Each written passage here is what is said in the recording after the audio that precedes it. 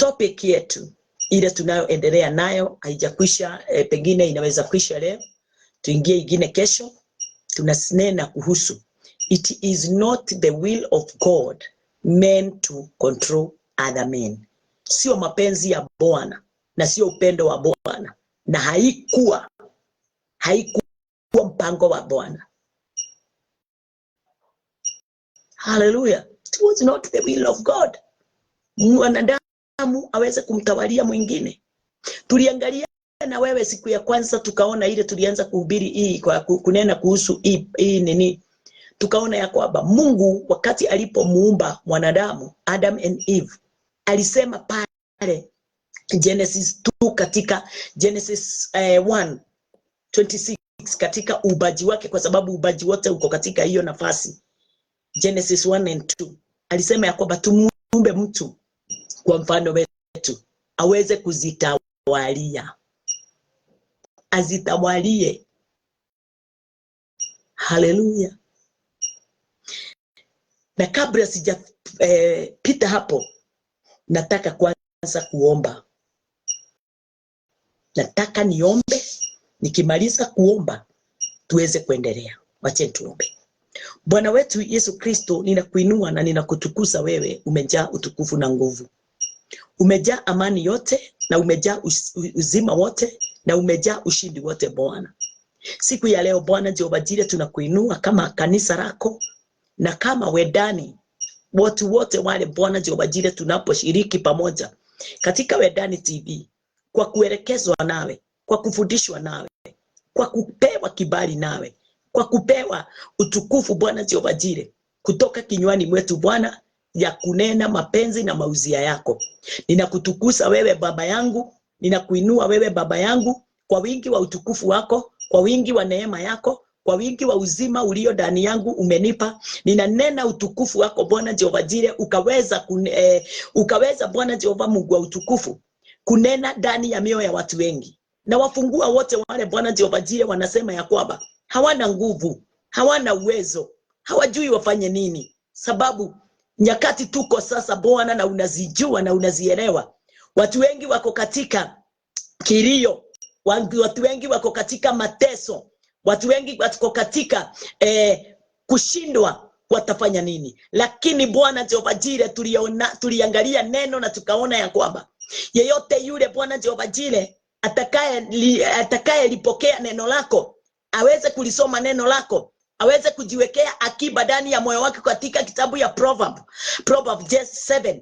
Huyo mtu hakuna wakati mwanamke mgeni ataweza kumsumbua, ataweza kuja katika maisha yake, ataweza kusimama na ataweza na neno lako litaweza kumwelekeza, neno lake litaweza kuwa fundisho ndani yake, na katika maisha yake Bwana Jehova Jireh atapokea kibali kikuu kulingana na vile wewe Bwana upendavyo. Ninatukuza jina lako Bwana, kunikiombea mioyo ya watu wengi na kazi za watu wengi Bwana Jehova Jireh zikaweze ikaweze kupanuka, mioyo ya watu wengi iweze kupanuka, akili za watu wengi ziweze kupanuka, maisha ya watu wengi iweze Bwana Jehova Jireh kuendelea vyema kulingana na vile upendavyo, na kuendelea kule kwa kuwa katika wema ni kwa kulitambua neno lako, kulisoma neno lako, kujiwekea akiba ndani ya mioyo yao, na kutambua ya kwamba wewe ndiye nguvu zao, wewe ndiye mlinzi wao, wewe ndiye Bwana Jehova Jireh kimbilio, na wewe tu ndiye unaweza waokoa na yote yale Bwana Jehova Jireh iletao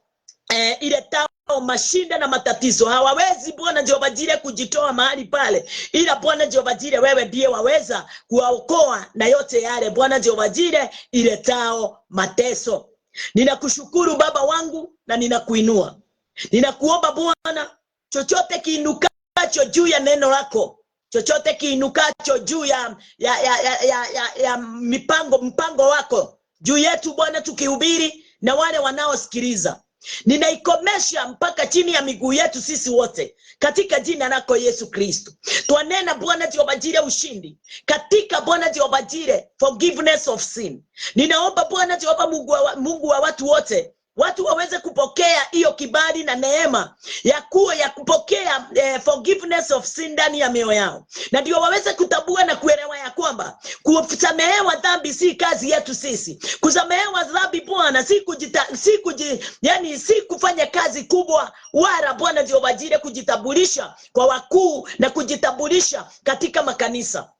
Bwana wetu Yesu Kristo, naomba utusaidie sisi wote mfalme, watumishi na hata watoto wako, wale wako katika makanisa, tuweze kutambua, na wale wako ulimwenguni tuweze kutambua ya kwamba kuna yale yote imeandikwa ndani ya neno, na ndio tuweze kuyafuata, na ndio iweze kuwa msaada katika maisha yetu Bwana, kulingana na vile upendavyo. Pokea sifa Bwana wetu Yesu Kristo. Ninawabariki, ninawainua, ninawaombea neema, rehema na utukufu, na ninawaombea watoto wao, mabwana na mabibi. Tuweze Bwana Jehova Jire kuwa na amani sisi wote, na tuweze kuwa na faida katika kazi yako Bwana. Wewe ni mfalme, na wewe ni Mungu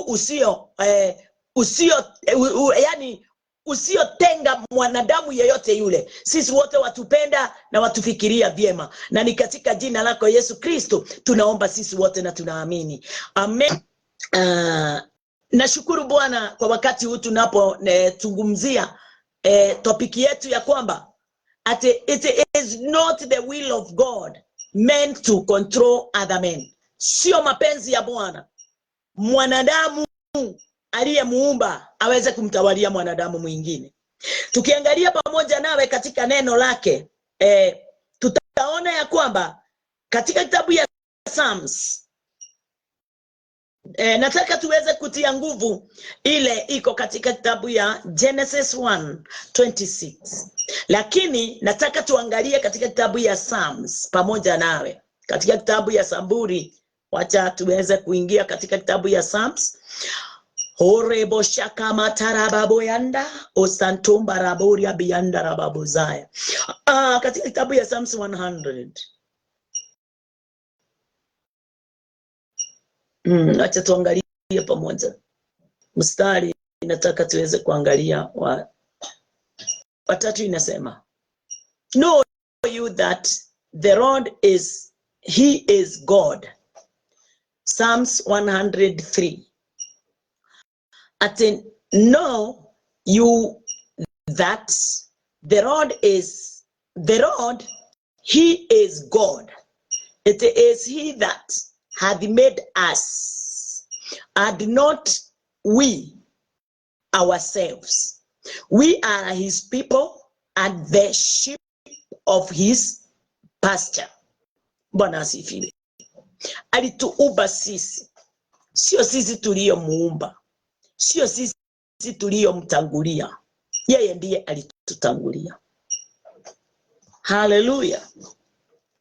Naangalianga saa yote mtoto kama yule mtoto nimezaa, hawezi enda kumuita mtu mwingine asio mama yake, mama yangu.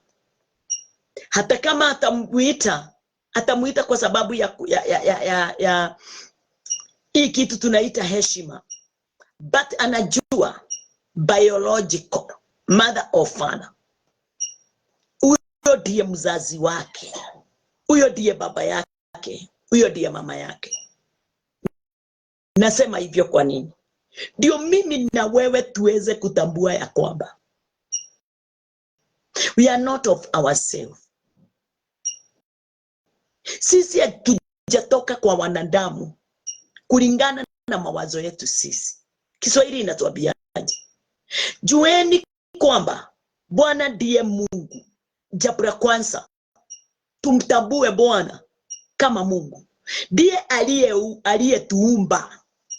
Ndio niweze kuzaliwa katika ulimwengu tulio ndani yake. Kunaye yule aliyeniumba. Kama vile ninatambua mama yule alinileta ulimwenguni, yule baba aliyenileta ulimwenguni, ninamtambua vyema na vizuri. Kwa hivyo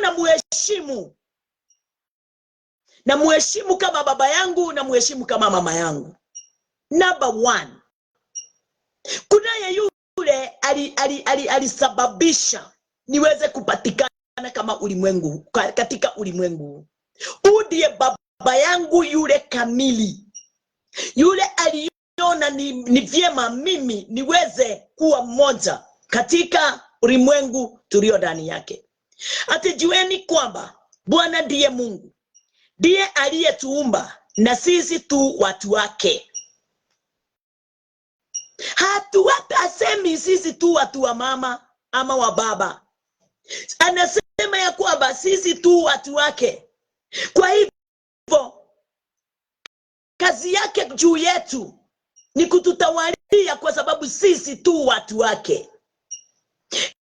Wakati alipoumba ulimwengu, aliumba ulimwengu na akasema ya kwamba tuwafanye watu waweze kuwatawalia wanyama, watawalie vitu vyote vilivyomo ulimwenguni. Lakini hakusema watawalie wenzao. Hata Adam hakupewa nafasi ya kumtawalia Eve. Eve hakupewa nafasi ya kumtawalia Adam. Wote walipewa kibali cha utawala katika ulimwengu.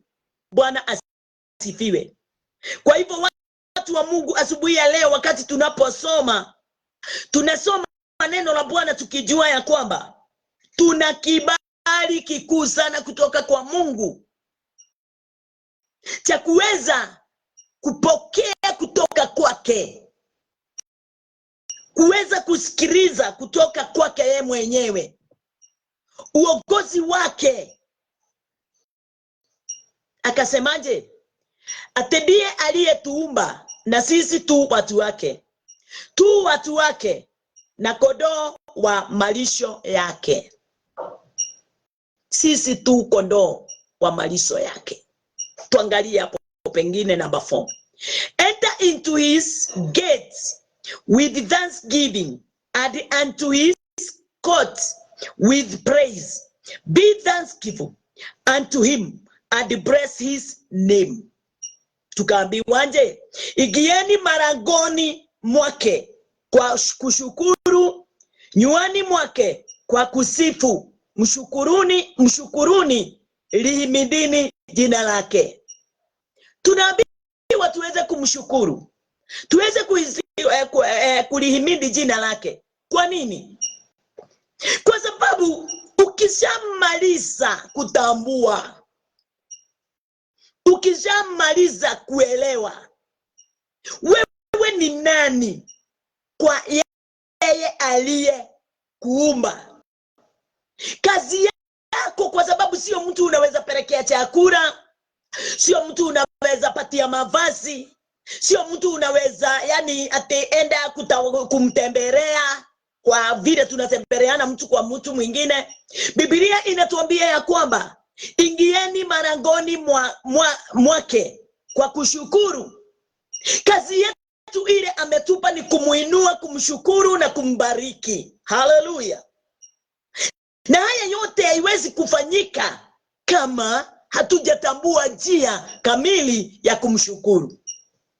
Njia moja ya kumshukuru ni kulisoma neno, kuongezeka katika neno. Jana tukaangalia tukaona wa vile katika kitabu ya Proverb 7 vile aliyemnenea mwanae, alimnenea mwanae aweze kulishika neno lake, ajiwekee ndani ya moyo wake likiwa akimba. Kwa nini hayo yote yalikuwa yanaendelea? Sababu ndani ya moyo wa mwanadamu hakutoki kitu jema chochote. Chochote kitokacho ndani ya moyo wa mwanadamu ni kichafu. Ndani ya mwanadamu ni dhambi inaolia ndani yake, ndani ya moyo wake na hata ndani ya mawazo yake. Na ni nini kitafanya niweze kuwa pamoja na Mungu wangu? Ni kulisoma neno, kulitambua neno, kuligeukia neno la Bwana na kulifanya kuwa kiongozi. Na wakati ninapofanya hivyo, hiyo ndio njia moja ya kuonyesha ya kwamba namshukuru Bwana, namtukuza Bwana, tena kuwajulisha watu wengine kuhusu neno hilo, kuhusu yani kumuinua Mungu wetu.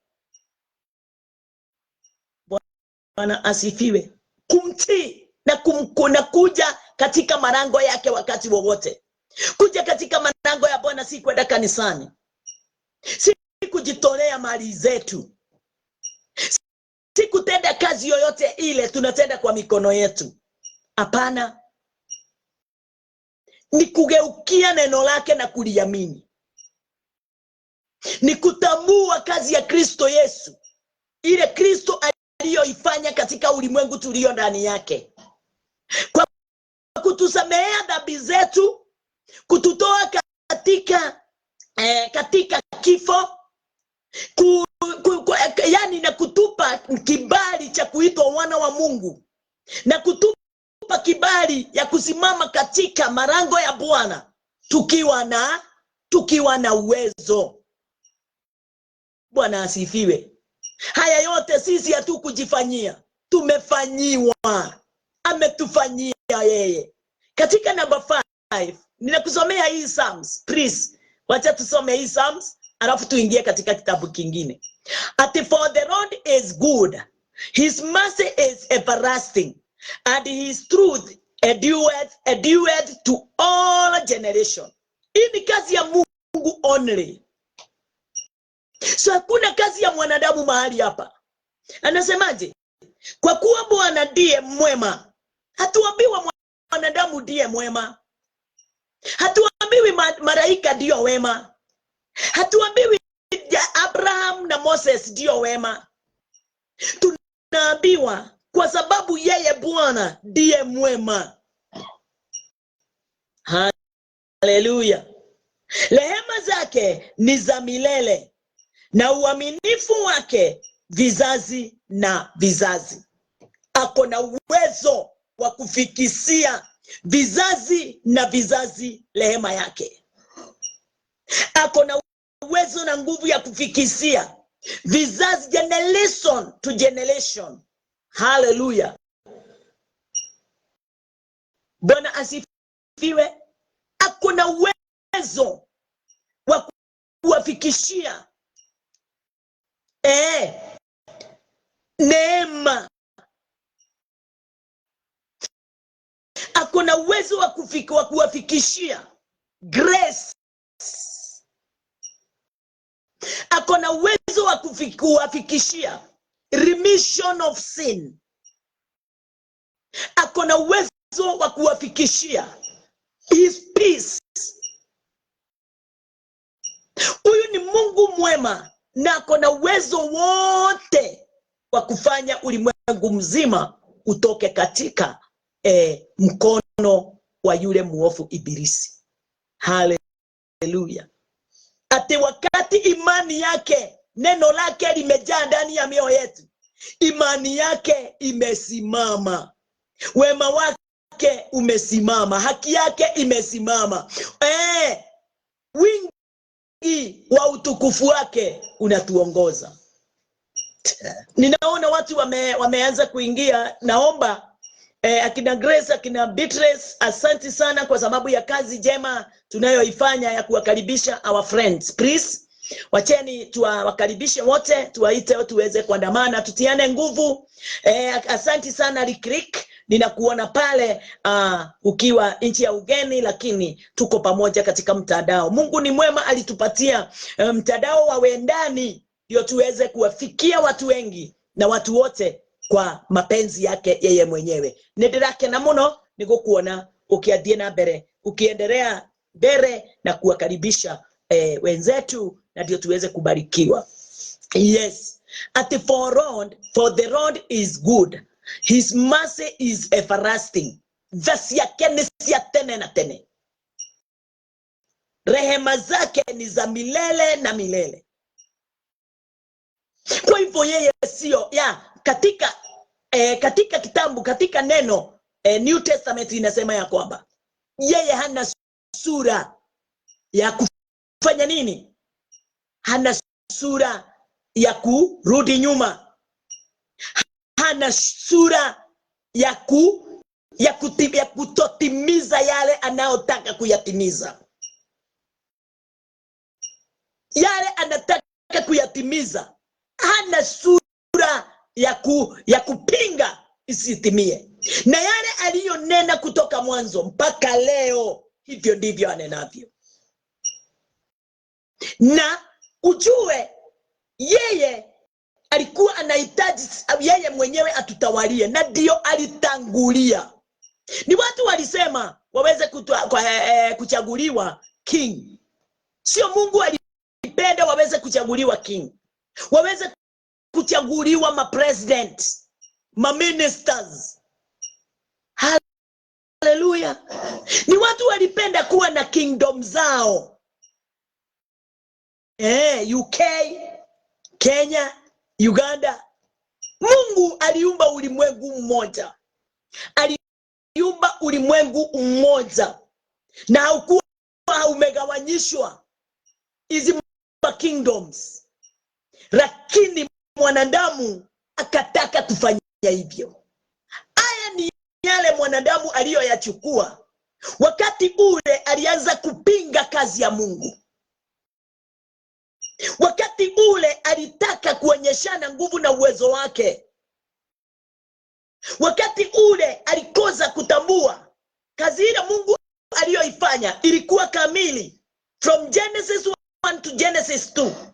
Kazi yote Mungu aliyoifanya ilikuwa kamili, ilikuwa sahihi. Na wakati alipomaliza alisema, na akaona hayo yote ni nzuri, ni jema. Yale yote alikuwa anafanya, alikuwa anamalizia, na akasema ni jema. Lakini mwanadamu wakati alipokuja, aliweka mkono wake, akaharibu kazi yote Mungu aliyoifanya. Kazi yote Baba yangu aliyoifanya, mwanadamu aliweza kuiletea confusion. Kazi ya mwanadamu mara mingi ni kuconfuse the work of God. Sababu katika kitabu ya nini? Mungu wakati alitazama mwanadamu, kazi yake na mawazo yake, aliyanena katika kitabu tutakayoisoma katika Genesis. Aliyanena akasema ya kwamba katika kitabu ya Genesis 6:5. Genesis 6:5, Mungu wakati alipotazama ulimwengu, akamtazama mwanadamu. Mungu akatazama kazi yake ile alikuwa ameifanya kikamilifu, kwa wingi wa upendo na vile anawapenda wanadamu. Lakini wakati mwanadamu alipofika katika ulimwengu, alianza kubadilisha mambo yote, kuyabadilisha. Aliyabadilisha yote, akitaka kuonyeshana nguvu na uwezo na mamlaka yake.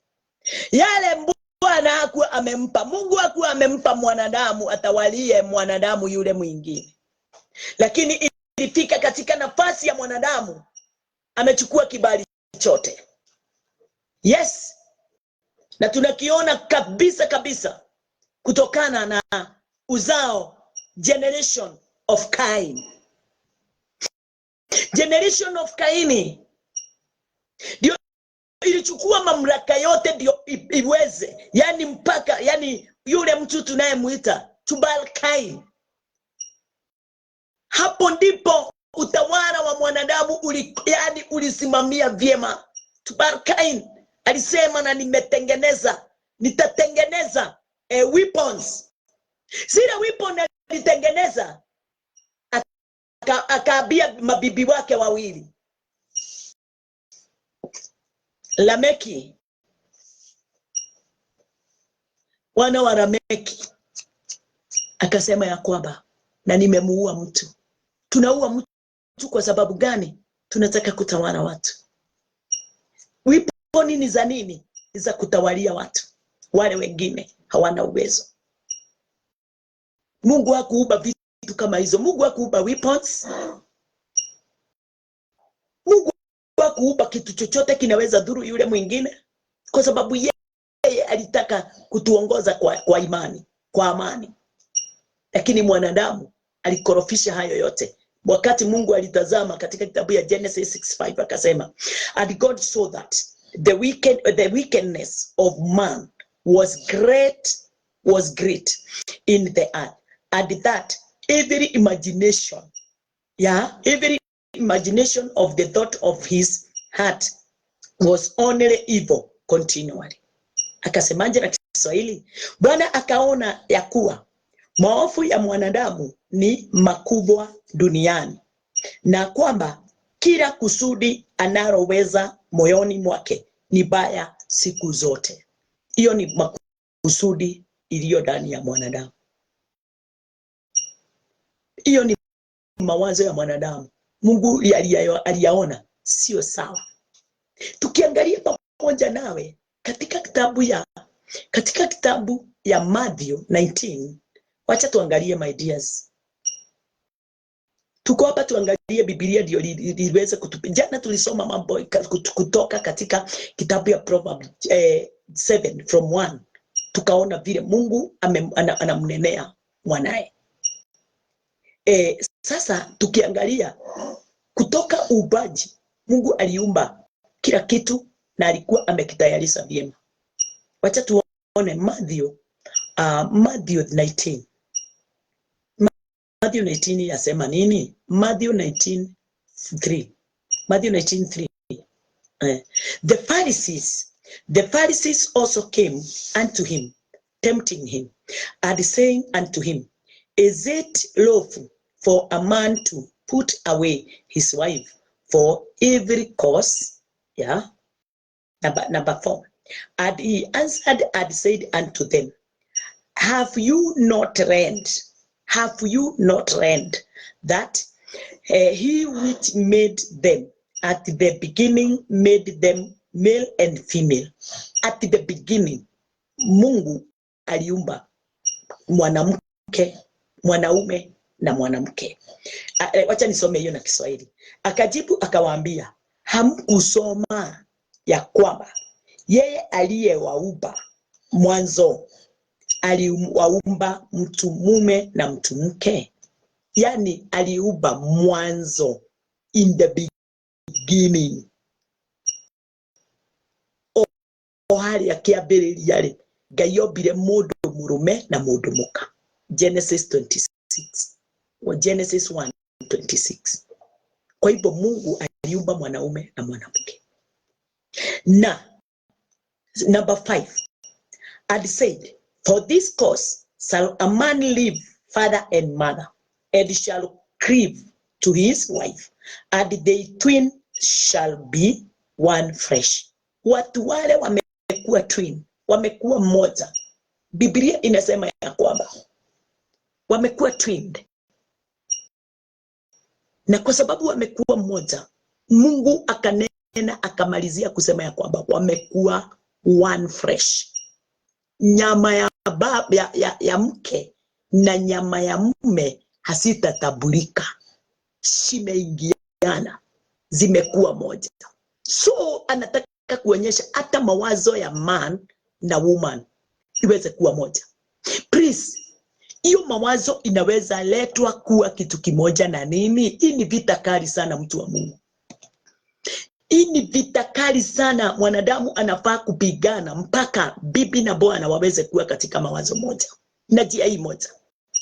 Hakuna kitu kinaweza kukufanya kuwa mawazo moja, bibi na bwana. Na ndio ile mawazo yetu ifanane na mawazo ya Mungu, isipokuwa tu kukubali kulisoma neno, kuongozwa na neno, haleluya, na kuliamini neno. Mawazo ya mwanamume ikiwa chini ya mamlaka ya neno la Bwana na kukubali uongozi wa Mungu, uweze kutawala huo uweze kuwa ndani yake. Mwanamke hivyo hivyo. Na kuambia mwanaume huyu na mwanamke huyu na Mungu, hakuna tofauti itaonekana katika maisha yao. Kwa nini? Sababu kulingana na neno la Bwana, neno linasema ya kwamba ate tumuumbe mwanadamu kwa mfano wetu. Tumuumbe mwanadamu kwa mfano wetu. Hallelujah. Kwa hivyo mimi na my husband tufanana na Mungu. Tabia yetu ni ya Mungu. Yes, kuwaza kwetu ni kwa Mungu.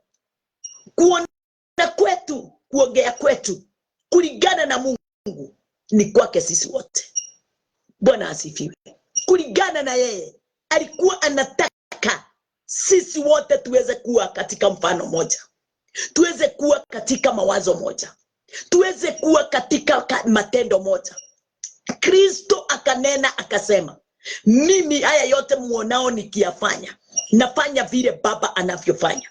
Yale yote muaona nikiyanena, na nena yale Baba anayoyanena. Bwana asifiwe. Haleluya. Kwa hivyo katika hii Matthew, Bwana akawauliza kwa Kiswahili akasema, kwa sababu hiyo mtu atawaacha no. Akajibu akawaambia, hamkusoma ya kwamba yeye aliyeumba mwanzo aliumba mtu mume na mtu mke? Mungu aliumba mwanaume na mwanamke wakiwa wanafanana na yeye. Aliwaumba exactly vile alivyo. Kwa hivyo mwanadamu aliyo katika ulimwengu, yeyote yule, awe mwanamke awe mwanaume, mfano wake, his image is God's image. Mfano wake ni mfano wa Mungu. Mawazo yake ni mawazo ya Mungu. Kazi yake inafaa kuwa kama vile Mungu anavyofanya. Mwenendo wake wote unafaa kuwa kama mwenendo wa Mungu. Akili zake mwanadamu inafaa kuwa kama akili za Mungu.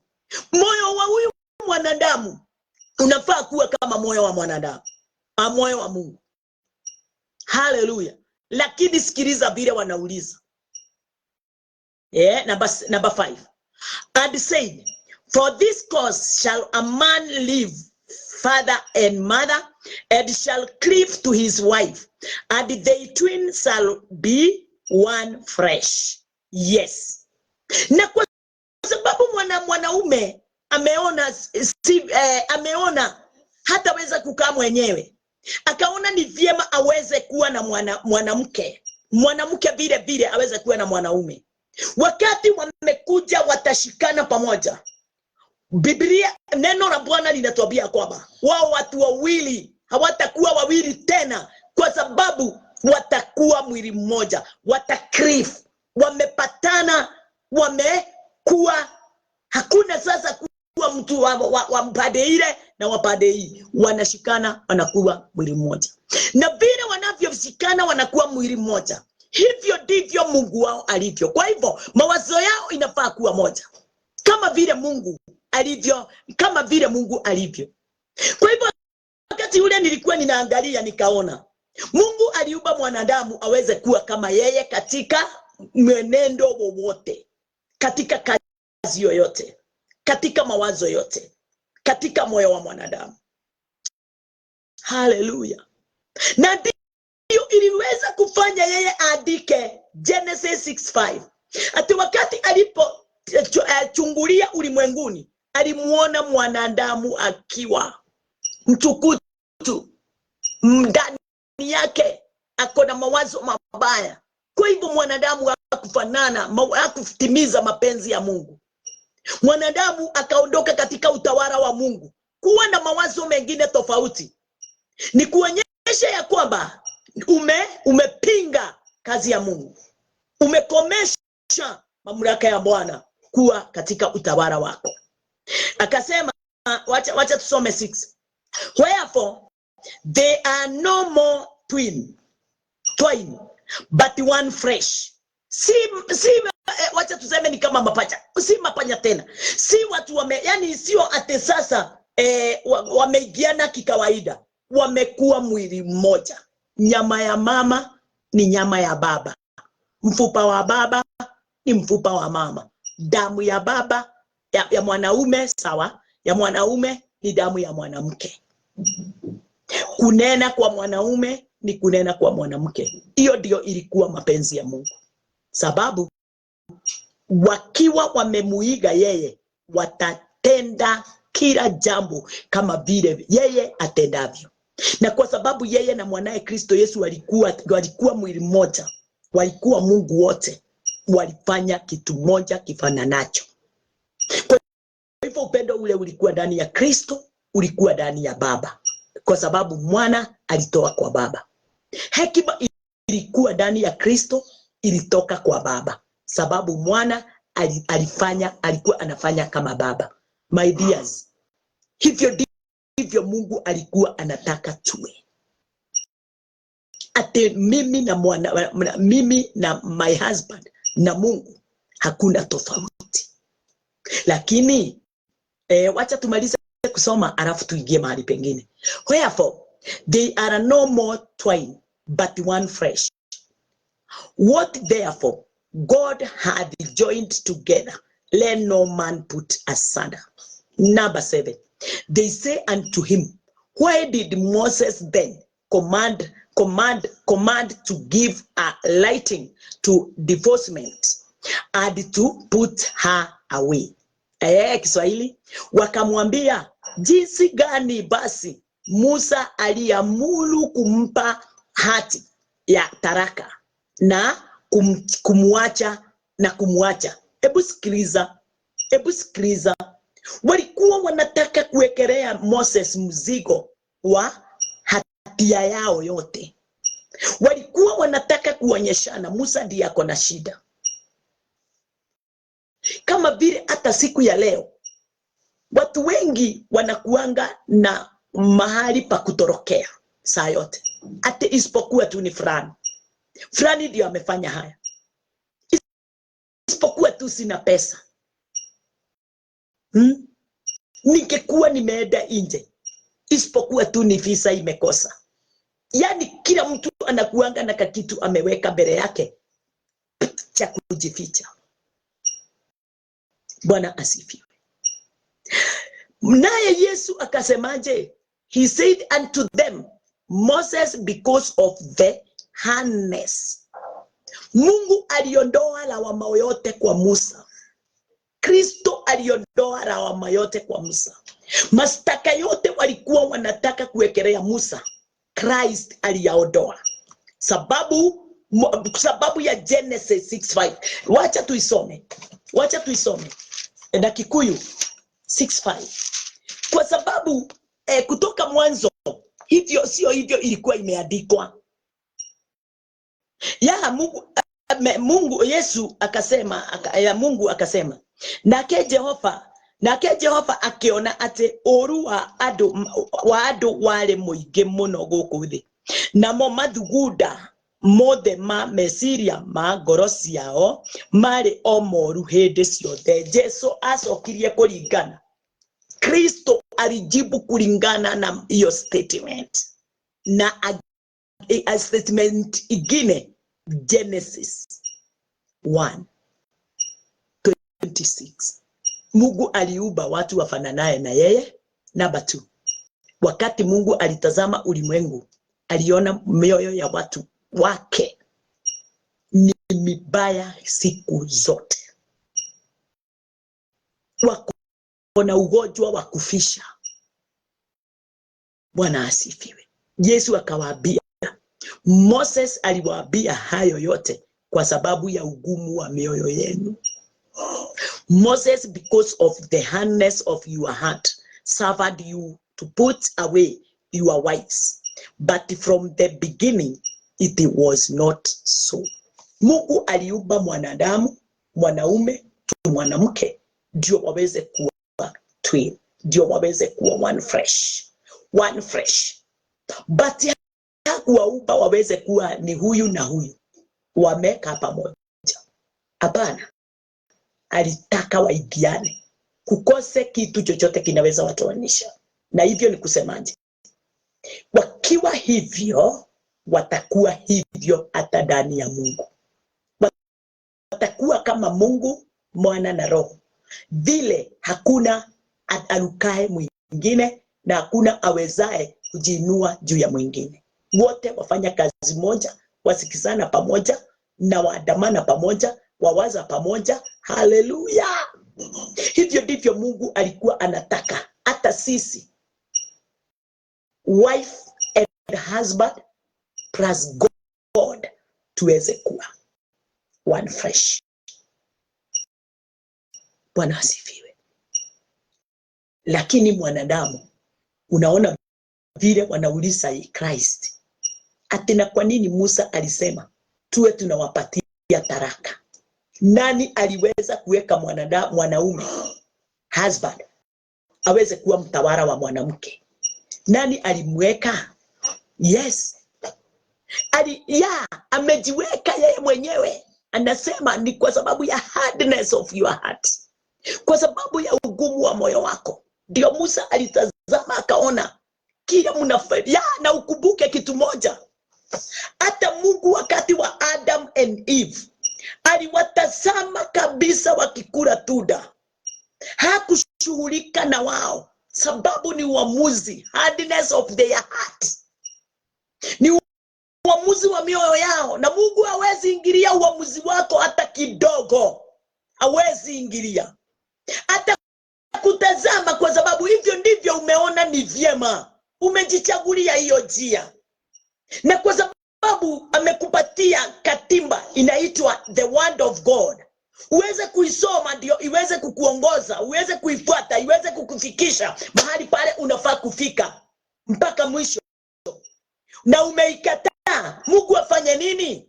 Ukiwekelewa chakula mezani na unasema wewe uko na njaa, na umebakisha dakika 3 ukufe, na chakula imewekelewa hapo, na chakula tu ndio dawa, ndio uishi, ukose kuikula, hizo dakika 3 zikikwisha, kwa uhakika utakufa. Utakufa sababu chakula ziko hapo na ndio dawa ya kufanya uishi.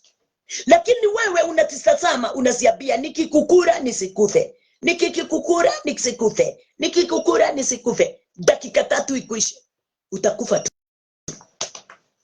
sababu ya upumbavu, sababu ya ujinga, sababu ya foolishness. Hautaki kuongozwa, hautaki kuelekezwa, utajiua mwenyewe. Bwana asifiwe. Na una jibu lolote utaweza kujibu katika hiyo kazi yote umeifanya. Mungu aliwatazama akaona mwanadamu katika ulimwengu ni muovu kila wakati. Mawazo yake anayoyawaza ni bofu. Tuko pamoja, mtu wa Mungu? Nakupenda sana. Najua wewe, hata wewe unatupenda. Lakini nataka kukuambia kwamba Yesu akawaambia, alimwambia muweze kuwa mnawapa taraka, lakini mjue sio hivyo ilikuwa kutoka mwanzo, kwa sababu ya ugumu wa mioyo yenu. The hardness of our heart ikafanya Adam and Eve wakule tunda, Mungu akiwa tu anawatazama, sababu alikuwa amewaambia, lakini ule mti wa ujuzi wa mema na mabaya msile matunda yake, sababu wakati mtakapokula mtakufa. Wamepewa njia ama hawajapewa?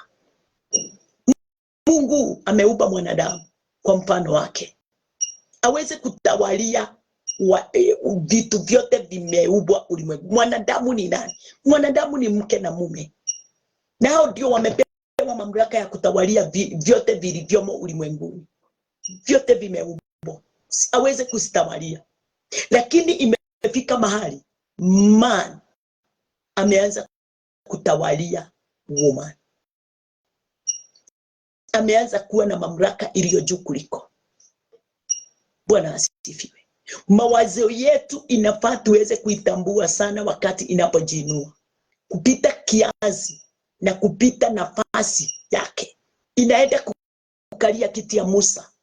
Musa akaambiwa na Mungu, waambia wana wa Israeli waamkie kiti chako, sababu wamechukua utawala wako.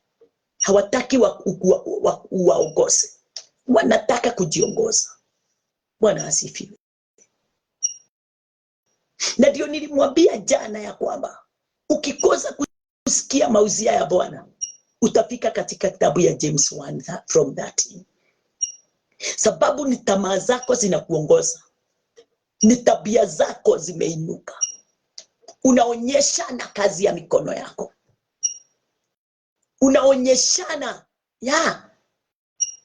nguvu zako, uwezo wako na mamlaka yako, watambulisha your wisdom, badala uonyeshane wisdom of God ile tuliona katika Proverbs 7. Bwana asifiwe. Na wewe from there ukikataa kufuata mambo hayo, Haleluya.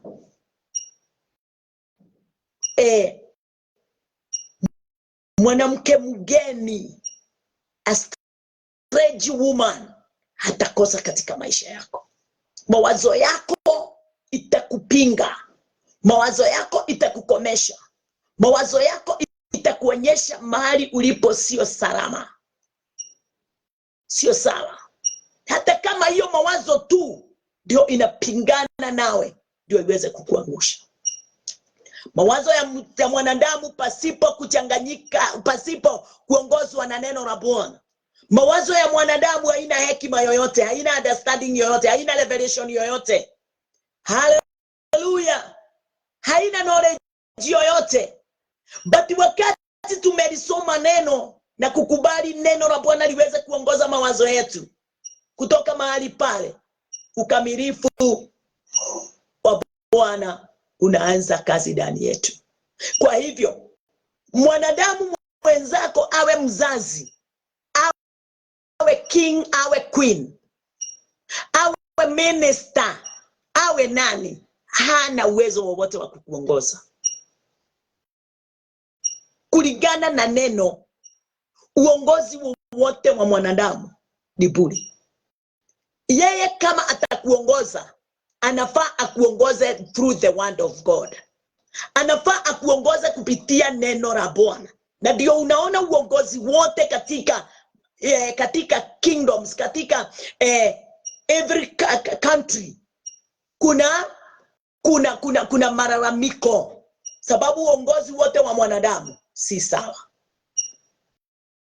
Uongozi wote wa chief si sawa. Uongozi wote wa husband to wife, wife to husband haukuangi sawa kama hauna mwongozo wa neno la Bwana, wa mwongozo wa Mungu. Mwongozo wa Mungu ndio unahitajika mahali pale. Neno la Bwana ndio linahitajika kuwa mahali pale, ndio liweze kuongoza kwa haki. Haki inapatikana katika neno la Bwana. Haipatikani katika kutaka kwetu na kupenda kwetu na katika utajiri wetu. Tutatazama pamoja nawe katika kitabu ya Proverb 3. Katika kitabu ya Proverb 3,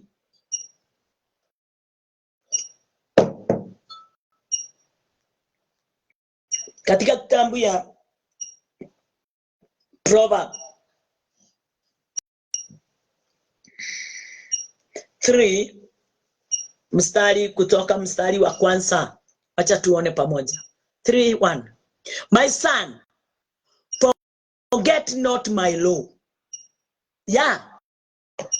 Hata kama unapitia wapi, hata kama unafanya nini, usisahau na sheria yangu. Then, my son, forget not my law, but let thine heart keep my commandment. Mwanangu, usiyasahau sheria yangu, bali moyo wako ushishike amri zangu. Number 2. For length of days and long life and peace shall they add to thee. Maana sitakuongezea wingi wa siku. Wingi wa siku unaongezeka wakati utawala wa Mungu umesha kufikia wewe. Wakati umekubali neno la Bwana liweze kuwa kiongozi ndani ya moyo wako. Wakati umekubali utawala wa neno la Bwana utawalie mawazo yako. Mahali pale katika utawala wa neno la Bwana kuna upendo wa ajabu. Nyumba haiwezi vunjika mahali popote utawala wa neno la Bwana ulipo. Hallelujah. Umaskini hauwezi onekana kwa watu wote walio na utajiri wa neno la Bwana katika mioyo yao na katika mawazo yao. Hallelujah. Kumbukeni katika kitabu ni gani? Katika kitabu ya Jeremiah 17:1 inasema ya kwamba dhambi ya Juda imeandikwa na kalamu ya chuma. Wapi? Mioyoni mwao na katika mawazo yao. Kwa hivyo wakati mioyo yetu na katika mawazo yetu imeandikwa, inanena kuhusu dhambi. Nini kimejaa ndani ya mioyo yetu? Dhambi.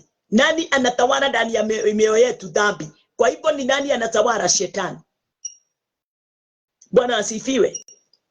Na wakati ule tuko namna hiyo, ndio unaona tumeandikiwa neno la Bwana. Ndio liweze, kwa sababu daktari yule anaweza kufanya dhambi hiyo imeandikwa ndani ya mioyo yetu na ndani ya mawazo yetu iweze kuondoka. Na ndio tuweze kutoka katika Genesis 6:5.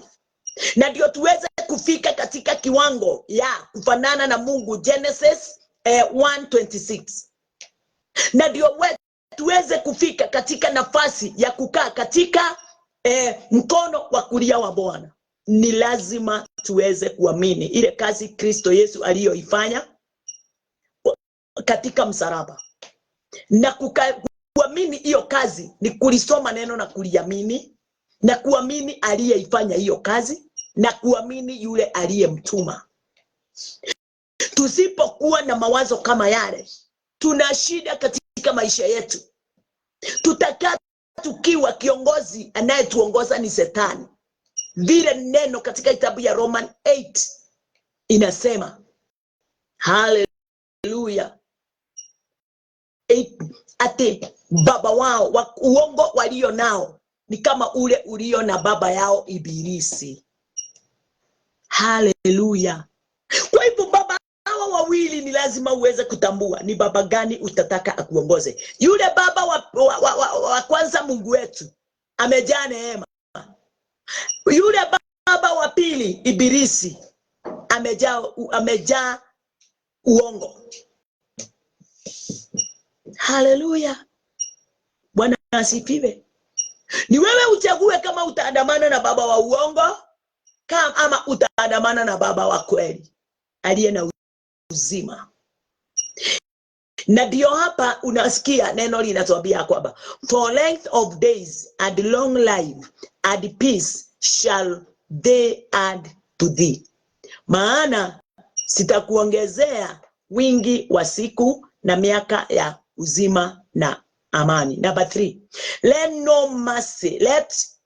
not mercy and truth forsake thee. Yes, bind them about thy neck, write them upon the table of thine heart.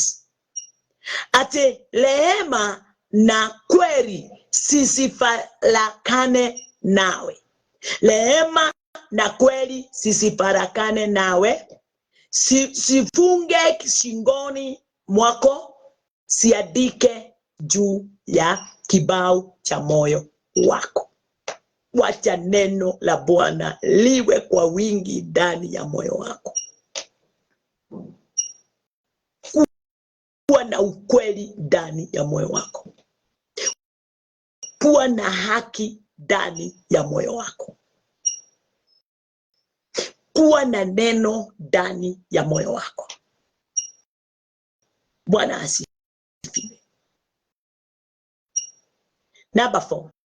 So thou find for a favor and good understanding in the sight of God and man. Yeah, kweli kabisa. Ndivyo utakavyopata kibali na akili. Kibali na akili zinatoka kwa Baba. Wakati gani? Wakati umekubali neno la Bwana liweze kudumu ndani yako na liweze kukuongoza. Na wakati hili neno la Bwana linaodumu na kukuongoza, nani anadumu ndani yako na ni nani anakuongoza? God. Kwa hivyo nini umefanya? Umekataa mawazo yako. Umepinga mawazo yako kuwa kiongozi. Umepinga moyo wako kutawala katika ulimwengu tulio ndani yake. mambo ya ulimwengu tulio ndani yake. Utawala wa Bwana ndio tu kiongozi ndani yako. Akasemaje? Ndivyo utakapopata kibali na akili nzuri. Akili njega ciumaga kwa Kristo. Akili njega ciumaga kiugo-inĩ. Akili njega itegũgũtwara njohi-inĩ. Akili njega itegũgũtwara ũmaraya-inĩ. Akili njega itegũgũtwara maheni-inĩ. Akili njega itegũtũma ũnine mũciĩ waku. Akili njega igũtũma ũtongorie andũ arĩa angĩ na thayũ na gĩkeno. Akili njega cigũtũma ũiguĩre andũ arĩa angĩ tha. Akili njega cigũtũma muoyo wa tene na tene ũtũre thĩinĩ waku, ciumaga harĩ Ngai, ciumaga kiugo-inĩ. Akili njega. Kwa hivyo wakati umekosa neno la Bwana katika maisha yako na ndani ya moyo wako na ndani ya akili zako, wewe akili zako si njema. Hauna akili njema. Mbele za Mungu na mbele za mwanadamu utakuwa na hekima kamili kutoka kwa Mungu, mbele za mwanadamu na mbele za watu na mbele za Mungu. Hallelujah, Bwana asifiwe. Number 5. Trust in the Lord with all thine heart, and run not unto thine own understanding. Ate mtumaini Bwana kwa moyo wako wote, wala usizitegemee akili zako mwenyewe. Akili zako ni bofu. Akili zako si sawa. Ukizitegemea sitakufanya ukae kwa baba wa uongo. Utakaa katika uongo. Hallelujah. John 8:44. John 8:44. Baba yako ni Ibilisi. Wewe umejaa uongo na hauna neno ndani yako. Wewe haumtegemei Bwana, wewe hauongozwi na Bwana. Wacha nikusomee. Hakuna haja ya kulisoma, kulinena tu na nisiposoma. Tunarudi Proverbs 3 number 5. Lakini wacha nikuonyeshe. Ukikataa mwongozo wa Bwana, John 8:44, itakuwa huyu ndiye atakuwa baba yako. Yeah, you are of your father. Wacha tuanzie hapo juu. Why do you not understand my speech? Why do you not understand my speech? Even because you cannot hear my word.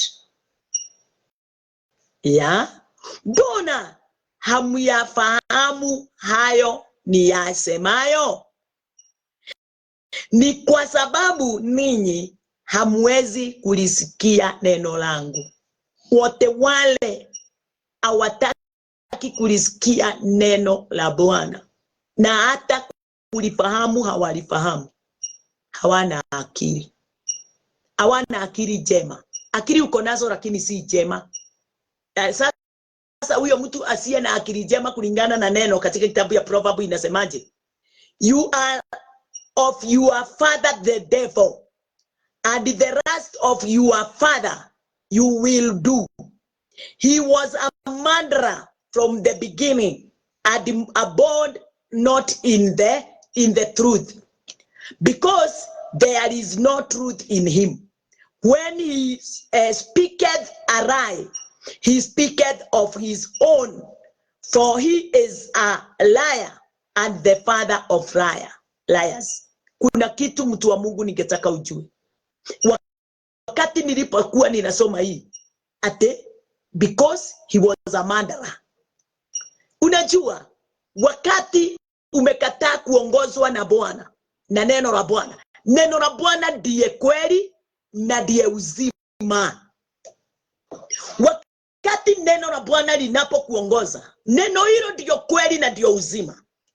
Kwa hivyo wakati uko ndani ya ukweli na uzima, utaishi. But wakati wote utamwacha Bwana uingie katika uongo wa Shetani, au anakuwa baba yako. Kazi ya huyo Eliah the Satan, kazi yake ni gani? Kuiba, kuharibu na kazi yake ni kuyakoraga na konoha. Kazi yake ni kukill, kuharibu. Bwana asifiwe. Yuraigwa na kuyakoraga na konoha. Kwa hivyo wakati wote uko ndani yake, wewe umejitangazia kifo. Umeanza kuandika na kifo yangu itakuwa wakati fulani, kwa sababu kifo kimeingia ndani yako. Utawala wa usio wa neno la Mungu na mwongozo usio wa Mungu. Haleluya. Wewe umeshajichimbia kaburi tayari. Umejiua sababu uko ndani ya baba wa uongo na yeye ni muuaji. Kwa hivyo kazi yake ni ya kutengeneza vile atakuua.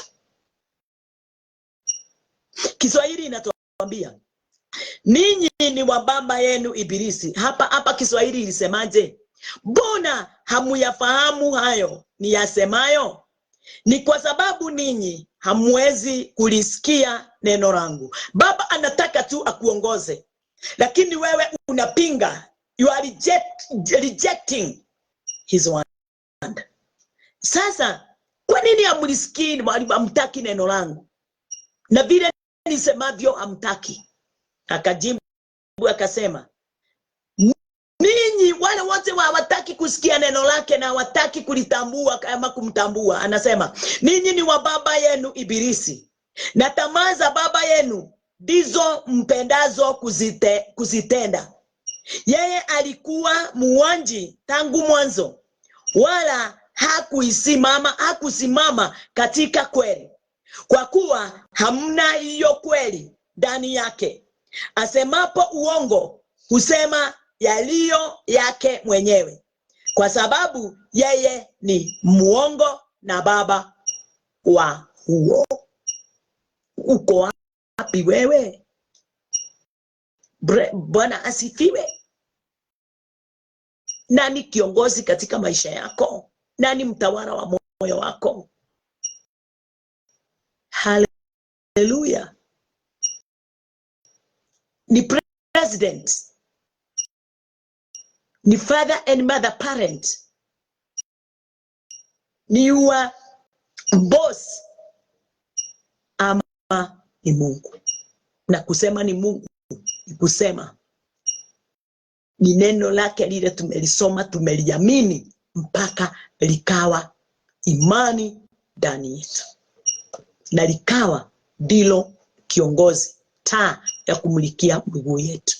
Turudi katika kitabu yetu ile tulikuwa Proverb 3:5. Proverb 3 mstari wa 5 inasema, trust in the Lord with all thine heart, and run not unto thine own understanding. Mtumaini Bwana kwa moyo wako wote, wala usitegemee akili zako mwenyewe. Number 6, in all thy ways acknowledge him, and he shall direct thy path. Yes, katika njia zako zote mkiri yeye, naye atanyosha mapito yako. Si baba yako atanyosha mapito yako, si our leaders, our presidents, hata si our pastors wala bishops. Hallelujah. Hata bishop na archbishop wao wanafaa waweze kufuata hii njia, ndio waweze kuongoza watu katika neno la kweli. Waache kudanganya watu na kuambia wao ndio master wao ulimwenguni na biguni, sababu wakati wanaotuongoza kwa mambo isiyo na msingi wa uungu, wanatufanya kuwa watu wao kulingana na Matthew, kulingana na kitabu ya Matthew 15. Matthew 13, I think 15. Bwana asifiwe. Mtu wa Mungu, please. Hapa ni wakati wa kutambua na kuelewa mapenzi ya Mungu juu yangu na juu yako ni gani. Ni sisi tuweze kumtazama yeye awe ndiye our leader. Awe ndiye our master. Leke gwire nama. Ugitikira Ngai agutongorie. Wetikira Ngai agutongorie. Niwe uritumaga andu agukinyaniria maundu maria urabatara. Ngai ena ritho ria kumenya uyu nowe ungihota guka kuhingia uria urenda. Na akamutuma ona arari thu yaku. Agatuma mundu ucio oke arugame ithenya riu na ndaririkane uria wamwikite. Ona we kana ona we nduririkane uria agwikite. Tondu ni Ngai uyu. Na riria wetikira gutongoria ni kuonania wewe umefanyika kuwa kipofu, lakini umekomoa jicho lake liweze kuwa kiongozi wako. Na kwa sababu yeye amejua yeye tu ndiye anafaa, yani yeye ndiye ako na macho wewe hauna. Amejua yeye tu ndiye ako na akili wewe hauna. Yeye atakupitishia katika njia zenye zimenyoka. Lakini wewe utajiongoza na uongoze familia yako, utawaingiza katika shimo. Sababu hauna macho. You are blind. Bwana asifiwe. Mwathani arogosho. Number 8. It shall be held to thy nerves and marrow to thy bones. Itakuwa afya mwilini mwako. Kwa hivyo kuongozwa na Mungu ni kupata afya. Afya. Afya. Laza hapa li hata aujakula balanced diet. But Bwana anasema ukikubali akuongoze utakuwa na afya. Ya? Mwilini mwako na mafuta mifupani mwako. Hautakuwa na hii magonjwa ya mifupa. Ndugakorwo na mirimu ino ya mahindi tondu maguta marerutaga wira uria kwagiriire. Nyama na ngothi yaku ya mwiri wothe irikoragwo ino hoti na hotani. Ayayayaya. Atiriri kari ati uhoro uyu ukoragwo hithitwo tareke toranie. Uhoro uyu uhithitwo atia? Ati Bwana anatuambia ya kwamba wakati tutakapofuata kumfuata na kukubali atuongoze tutakuwa na afya. Mwilini mwetu tutakuwa na afya. Number 2. Mifupa yetu itakuwa na mafuta ndani yetu.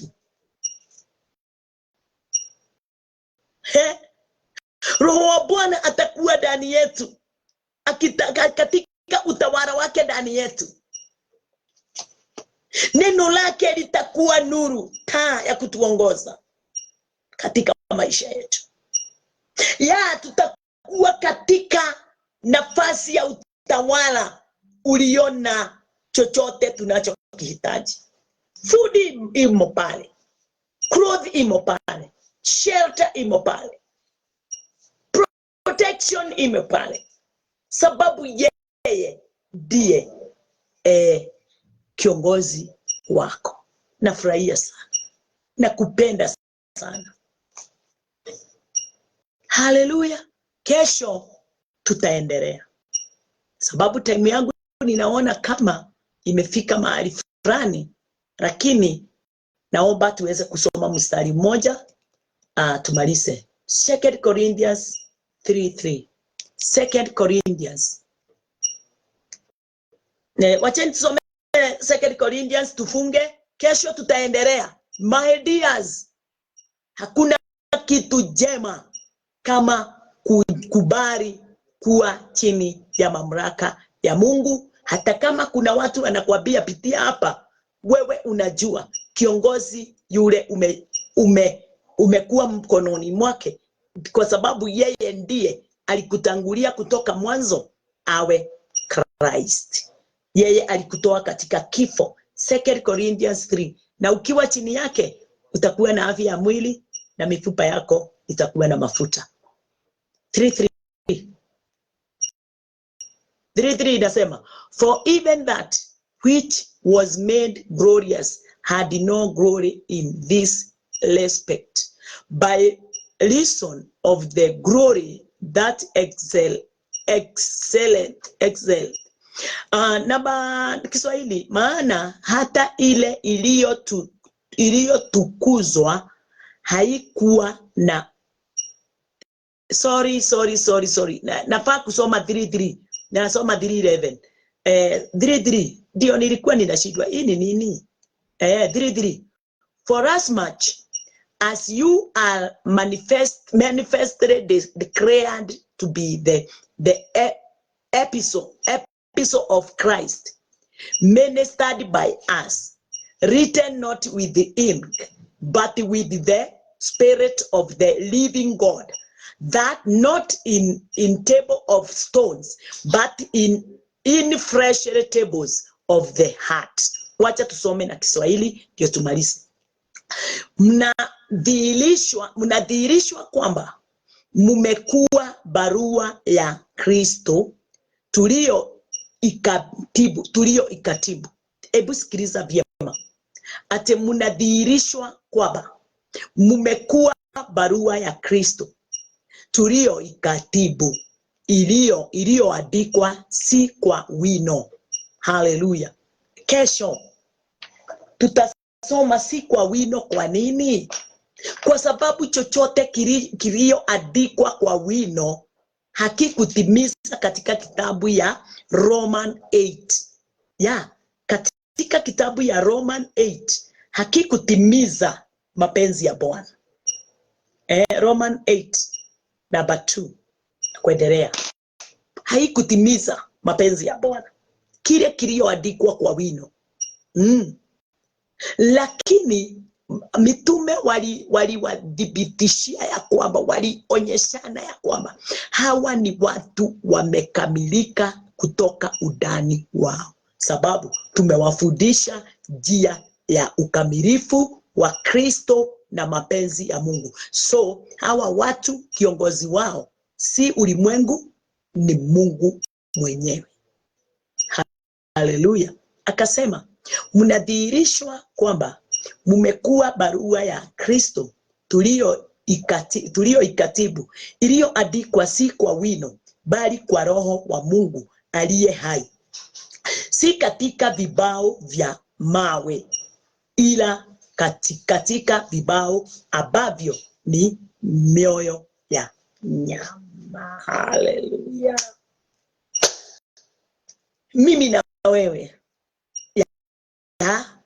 ni dhibitisho kamili ya kwamba we are saved.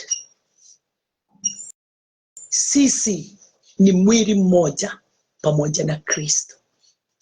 Anavyowaza ndio tunavyowaza. Amini. Anavyotenda ndivyo tunavyotenda. Sababu neno la Bwana halijaandikwa kwa vibao wala kwa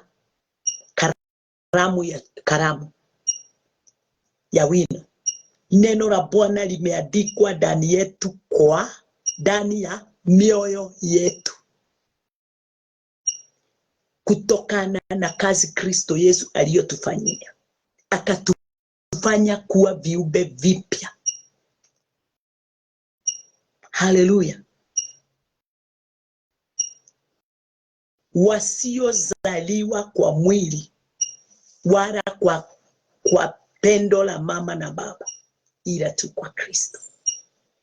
Sisi ni watu tuko na uzima wa umilele. Sisi ni watu tulio na uwezo na nguvu na mamlaka kama vile Kristo alivyo nayo. Sisi ni watu tulio na mamlaka makuu na utawala wa ajabu kama vile Kristo alivyo. Wacheni tuombe. Kesho tutaendelea. Baba wetu na Mungu wetu, tunakushukuru na tunakuinua. Umejaa utukufu na nguvu na mamlaka. Wewe ni mfalme katika ufalme wote ulimwenguni na hata mbinguni. Umepewa mamlaka yote ya kuwatawalia vitu vyote vilivyomo ulimwenguni. Mwanadamu wakati alipoumbwa Adam, alipewa mamlaka ya kutawalia vitu vyote vilivyo ulimwenguni. Mamlaka yote alipewa mamlaka ya kutawalia vitu, lakini hakupewa mamlaka ya kutawalia mwanadamu. Mungu hata wakati wa Musa mfalme, ninashukuru sana sababu wakati ule ulimwambia Musa watu wa Israeli, wana wa Israeli wajitayarishe waje mlimani uweze kuwanenea. Wao wenyewe ndio walikukataa, wakaambia Musa ya kwamba Musa, hatutaki, lakini wewe enda, ukisikia utakuwa ukikuja kutuambia. Walimkataa Mungu wao hadharani. Mungu, mapenzi yako ni ututawalie. Mungu, mapenzi yako ni utuongoze. Mungu, mapenzi yako ni sisi Bwana tuwe na moyo wako, na ndio wakati tunaponena mausia yako, twanena ni wewe unanena ndani yetu. Wakati wote tunaunganisha watu, tuunganishe katika mamlaka iliyo ndani yako. Tukutukuza Baba wetu. Naombea makanisa na ninaombea washirika wote mahali popote walipo, wawe na moyo wa kutambua na kuelewa. Usi wakati wa kudanganywa, usio wakati wa kuambia watoe mbegu, usio wakati wa kuambiwa kazi zao ndio zitawasimamisha mbele zako. Bwana wangu na Mungu wangu, ninawaombea watambue, wawe na ufunuo mpya ndani yao maishani mwao, ya kuelewa na kutambua ya kwamba wewe ndiye Mungu mlinzi wao, wewe ndiye Mungu kiongozi wao, wewe ndiye